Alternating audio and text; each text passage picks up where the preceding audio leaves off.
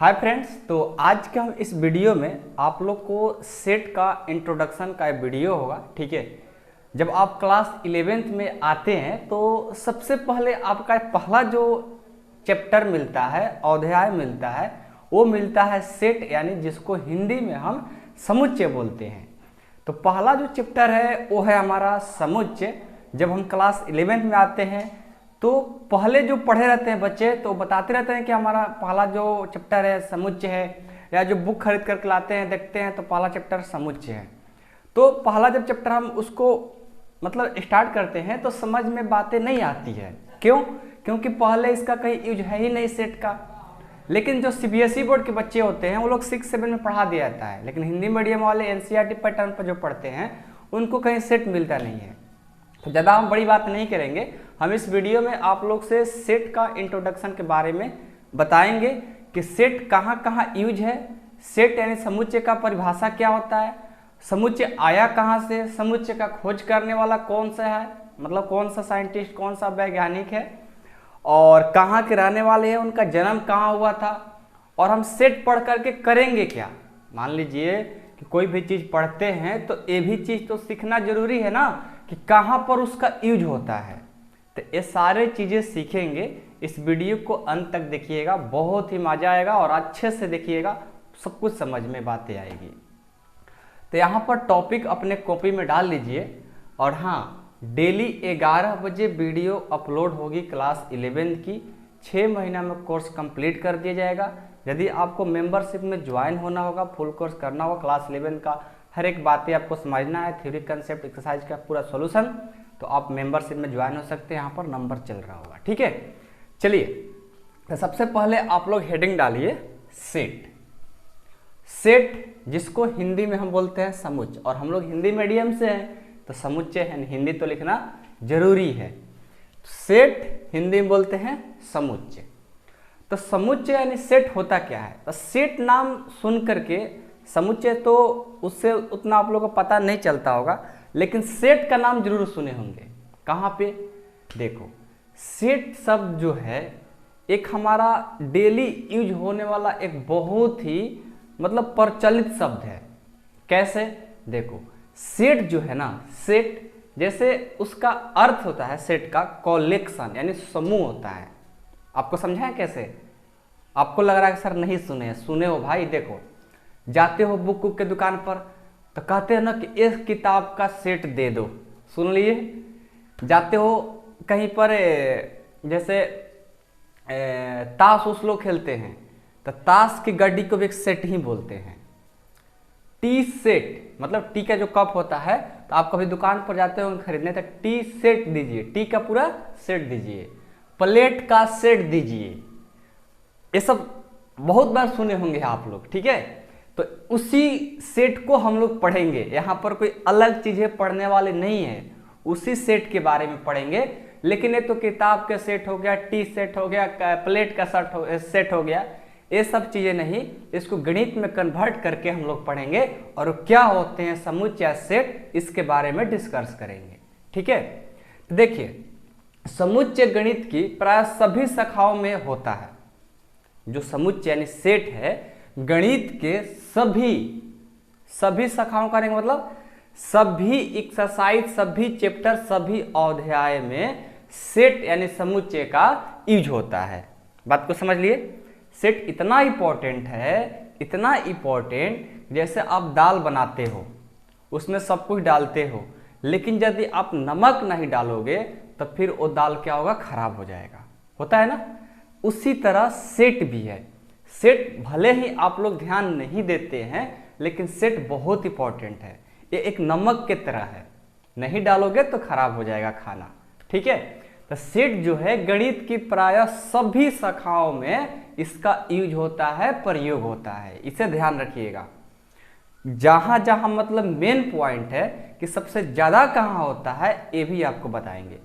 तो सबसे ज्यादा जो यूज होता है संबंध और फलन एक्सरसाइज है, जो कि क्लास 11 में दूसरा चैप्टर है। 12 में जाओगे तो फर्स्ट ही चैप्टर मिलेगा। तो संबंध और फलन में सेट का सबसे ज्यादा योगदान है। साथ में और भी है चैप्टर में यूज जो कि ज़्यादा इम्पोर्टेंट है, लेकिन संबंध और फलन से थोड़ा कम है। ठीक है, ज्यामिति का नाम सुने होंगे। ज्यामिति में भी सेट का बहुत ही इंपॉर्टेंट योगदान है। अनुक्रम, अनुक्रम क्लास 11th में पढ़े या 10th में पढ़े ना, यहाँ भी 11th में पढ़ना है। तो सेट का योगदान अनुक्रम में भी है। ठीक है, परिकता, प्रोबेबिलिटी, जो कि क्लास 10th में ही पढ़े थे, 11th में भी पढ़ेंगे और 12 में भी पढ़ेंगे। 12 में सबसे ज्यादा सेट यानी समुच्चय की जरूरत है प्रोबेबिलिटी पढ़ते समय। तो ये सब जो चैप्टर है, ये सब जो चैप्टर है, एक्सरसाइज है, अध्याय है, सबसे ज्यादा आवश्यकता पड़ती है। इस बात को ध्यान रखिएगा। हम इंट्रोडक्शन इसलिए बना रहे हैं ताकि आपको अच्छे से समझ में सारी बातें आ जाए। ठीक है, अब देखिए, कोई बोलेगा कि समुच्चय आखिर कहते किसको हैं। ये तो सबसे इंपॉर्टेंट चीज है ना कि समुच्चय का परिभाषा आखिर क्या होता है। तो सुपरिभाषित वस्तुओं को, संग्रह के समूह को समुच्चय कहते हैं। सुपरिभाषित वस्तुओं के संग्रह के समूह को क्या कहेंगे? समुच्चय कहेंगे। अब समुच्चय पहचानेंगे कैसे, तो इसके बारे में भी अभी बताएंगे, लेकिन कुछ बातें समुच्चय के बारे में समझ लीजिए। समुच्चय पहचानना भी सिखाएंगे, क्योंकि एक्सरसाइज 1.1 जो आपका प्रश्नावली 1.1 है, उसमें सबसे ज़्यादा समुच्चय को पहचानना वाला ही बात टफ होती है। लेकिन हम इतना इजी तरीके से बताएंगे कि आपको सारी बातें समझ में आ ही जाएगी। ठीक है, चलिए वो तो बताएंगे, लेकिन समुच्चय थ्योरी है, समुच्चय सिद्धांत है, उसका विकास किसने किया? विकास मतलब किसी विकास का बात नहीं हो रही है, उसका मतलब खोज किसने किया। तो समुच्चय का खोज यदि आपसे कोई पूछ ले कि समुच्चय का खोज किसने किया था, तो जर्मन का गणितज्ञ था जॉर्ज केंटर। क्या नाम था उसका? वो जर्मन का रहने वाला था और उसका नाम था जॉर्ज केंटर। जॉर्ज केंटर भाई साहब ने सेट यानी समुच्चय का खोज किया था। कहाँ का रहने वाला था? जर्मन का गणितज्ञ था और रहने वाला कहाँ का? जर्मन का रहने वाला था और उसका नाम जॉर्ज केंटर था। कोई जॉर्ज कंटूर बोलता है, कोई जॉर्ज केंटर बोलता है। हम तो जॉर्ज केंटर बोलता है। यदि आपको ज़्यादा इंग्लिश आती होगी तो बुक में या यहाँ पर लिख देते हैं, आप अच्छे से पढ़ लेना। बहुत सारे टीचर जॉर्ज कंटूर बोलते हैं, हम तो जॉर्ज केंटर बोलते हैं। ठीक है, तो पहली बार अब देखो, तो इनके बारे में तो समझ लिए, रहने वाले कहाँ के थे? जर्मन के। और ये क्या बोलते हैं, अभी क्या बताया था आपको? इनका नाम जॉर्ज केंटर था। दो चीज सीख गए। अब चलिए, आखिर जब सेट यानी समुच्चय का बात आई, आखिर कब हुआ? जॉर्ज केंटर भाई साहब ने कब खोज किया सेट को, समुच्चय को? देखो, एक बार की बात है कि कोई जॉर्ज केंटर ही ने त्रिकोणमिति का कोई सवाल कर रहे थे, क्वेश्चन बना रहे थे, तो फर्स्ट बार वहीं पर इनको सेट से मतलब मुलाकात हुआ। तो क्या इससे पहले सेट था? नहीं था। ये सेट को यानी समुच्चय को जॉर्ज केंटर ने 1845 में इनका जन्म हुआ था और 1918 में मर गए थे। तो लगभग 22-23 साल बाद इन्होंने, जन्म के बाद इसने खोज किया था। ठीक है, जॉर्ज केंटर ने। तो पहली बार कोई त्रिकोणमिति का कोई सवाल थ्योरी बना रहे थे, तो वहाँ पर किसी चिन्ह का पहली बार फर्स्ट मिलान हुआ था इनसे। तो उन्होंने बोला कि आखिर इसका नाम क्या होगा। अब मैं ये नहीं बता सकता हूँ किस साइन का है, हम बहुत सारा बुक में खोज किए तो पता नहीं चला मेरे को, लेकिन जब पता चलेगा ना आपको बता देंगे। यदि आपको पता हो तो मेरे को सजेस्ट कर देना इस नंबर पे। ठीक है, क्योंकि मैं भी आप लोगों से सीखना चाहता हूँ। यदि ऐसा थोड़ी है कि सब चीज़ हम ही जानते हैं, कुछ बच्चे हमसे भी कोई टॉपिक ये जानते हैं मेरे से भी अच्छा, कोई और स्टूडेंट वो नहीं जानता लेकिन वो चीज़ जानता है।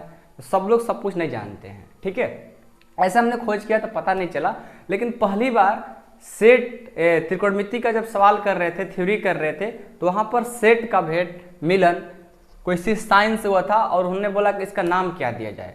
तभी से वहाँ से जॉर्ज केंटर ने सेट पर काम करने लगा और वहाँ से उन्होंने सेट की खोज की थी। ये हुआ सेट का उत्पत्ति के बारे में। सेट का परिभाषा भी आपको बता दिए कि सुपरिभाषित वस्तुओं के संग्रह को समुच्चय कहते हैं। लेकिन समुच्चय को पहचानेंगे कैसे? समुच्चय को पहचानना बहुत नेसेसरी है, जरूरी है, ठीक है। जब पूरा सवाल आएगा तो आपको समझ में आ जाएगा। परिभाषा याद रखिए, या हम एक दो एग्जाम्पल दे देते हैं, लेकिन अगला जो पार्ट वन वीडियो है, पार्ट 2 जब वीडियो आएगा तो समुच्चय के बारे में ही पूरा जानकारी देंगे और वहाँ पर अच्छे से आपको एक्सप्लेन भी करेंगे। लेकिन फिर भी यहाँ भी थोड़ा सा कर देते हैं ताकि आपको कुछ सुकून मिल जाए, ठीक है। देखो, समुच्चय हम किसको कहेंगे? समुच्चय किसको कहेंगे? हमने बोला कि सुपरिभाषित वस्तुओं के संग्रह को समुच्चय कहते हैं। सुपरिभाषित, वेल डिफाइंड। जैसे मान लेते हैं कोई सेट है 1 2 3 4, ये क्या है? एक प्रकृत संख्या है जो 5 से कम है, तो क्या यह समुच्चय है? बिल्कुल है। अब आप कहें सर हमें समझ में नहीं आ रही है, तो देखो समुच्चय हम इस तरह से भी कह सकते हैं। जैसे आप जानते होंगे कि 2 + 2 = 4 होता है। हम यदि आपसे पूछ लेंगे कि भाई 2 और 2 कितने होते हैं, तो आप बोलोगे कि 4 होता है। यदि आपके फ्रेंड से पूछ लें कि बाबू बताओ कि 2 और 2 कितने होते हैं, तो वो भी बोलेगा कि 4 ही होता है, बोलेगा ना। इसी तरह आपके मम्मी से, आपके पापा से, आपके भाई से पूछ लिया जाएगा, बोलेंगे कि 2 और 2 कितने होते हैं? 4 होता है। और किसी अपने मामा से पूछ लिए कि मामा बताइए कि 2 और 2 कितने होते हैं, तो बोल देंगे 3 होते हैं। तो उनको तो कंसेप्ट ही पता नहीं है। रियल में 2 और 2 4 ही होगा ना। तो देखो सभी लोग कहेंगे 4 होगा। अब जिनको कुछ आता ही नहीं है तो कुछ भी बोल सकते हैं, लेकिन रियलिटी जो है वेल डिफाइंड, सुपरिभाषित संग्रह जो हो रही है वो क्या हो रही है? 2 और 2 4 ही होगा। तो सब लोग क्या बोलेंगे कि 4, यानी इस समुच्चय है, ये सेट है। जब सबकी बात एक ही जैसा हो जाए तो समुच्चय होगा। यदि सबकी बात अलग अलग सोच रहे हैं तो समुच्चय नहीं होगा। जैसे आ जाओ, हम बोलेंगे कि ए राम सीता ये तीनों सुंदर हैं। हमने बोला कि ये तीनों क्या है? ए नाम है कोई, ए राम सीता, ये तीनों क्या है? सुंदर हैं। अब सुंदर हैं, हमारे नजर में तो लगा कि तीनों सुंदर है, आपके नजर में लगता होगा कि ये राम सीता सुंदर है, लेकिन ये जो है ससुरा ये सुंदर नहीं है। आप जलते होंगे, हो सकता है, या रियलिटी में भी बता रहे होंगे, आपके देखने का नजरिया कुछ और होगा। किसी फ्रेंड से आपके पूछा जाएगा बाबू बताओ कि हमने बोला कि तीनों सुंदर हैं, आपको क्या लग रहा है कि तीनों सुंदर है? तो क्या बोलेगा? हो सकता है उसके नजर में राम सुंदर, उस राम को बात नहीं हो रहा है, किसी लड़का का नाम है वो, तो राम सीता जय श्री राम, ठीक है।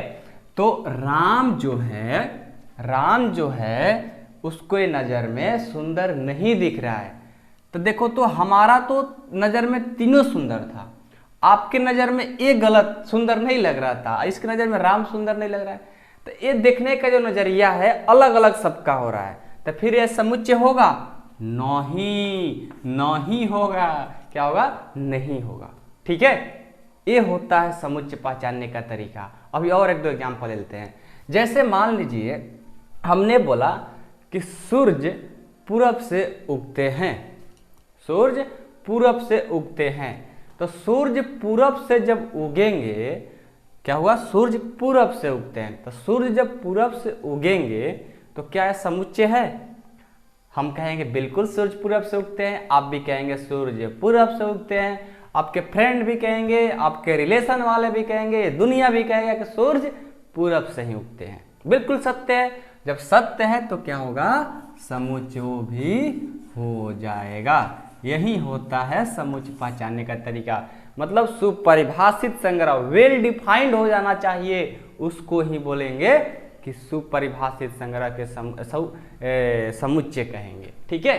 ये होता है समुच्चय पहचानने का तरीका। और एग्जाम्पल लेते हैं। जैसे मान लो कि भारत के 10 पॉपुलर यानी लोकप्रिय लेखकों का नाम। अब भारत के 10 लेखकों का जो लोकप्रिय हैं उनका नाम लिखना है। तो जब उनका नाम लिखना है तो बताओ हमें कि आपके नज़र में हो सकता है 10 लोकप्रिय अलग कवि होंगे, हमारे नज़र में कुछ अलग दिखेंगे, किसी और के नज़र में कुछ अलग दिखेंगे, हमारे भैया के नज़र में कुछ अलग दिखेंगे, हमारे पापा के बारे में कुछ अलग दिखेंगे, मम्मी के बारे में कुछ अलग दिखेंगे, दीदी के बारे में कुछ अलग कवि लोकप्रिय होंगे। तो अलग अलग सब बातें हो रही है। ऐसा थोड़ी है कि हम सब लोग एक ही जैसा कवि को मतलब अच्छे मानेंगे, सबका नजरिया अलग होता है, ठीक है। इसलिए हम इसको फिर क्या कह सकते हैं कि समुच्चय नहीं है। समुच्चय उसी को कहेंगे जिसको हम भी कहेंगे, आप भी कहेंगे, बाकी पूरा दुनिया भी एक ही को सही मानेगा। जैसे बात हुआ ना कि सूर्य पूरब से उगते हैं, तो अब ऐसा थोड़ी है कोई बुड़बक ही होगा तो कहेगा कि सूर्य पूरब से नहीं बल्कि पश्चिम से उगते हैं, वो तो गलत बात हो जाएगा। ये चीजें होती है, ठीक है। तो जो बातें सबको सत्य लगे उसी को समुच्चय बोलेंगे। यानी वेल डिफाइंड यानी सुपरिभाषित जो शब्द आ रहा है, इसी से पता चल रहा है कि सबकी बातें एक जैसा और डिफाइंड होना चाहिए, अनडिफाइंड नहीं होना चाहिए। उसको हम सेट यानी समुच्चय कहेंगे। समझ में आई बातें? तो अब देखिए हम अगले वीडियो में हम लोग स्टार्ट करेंगे प्रश्नावली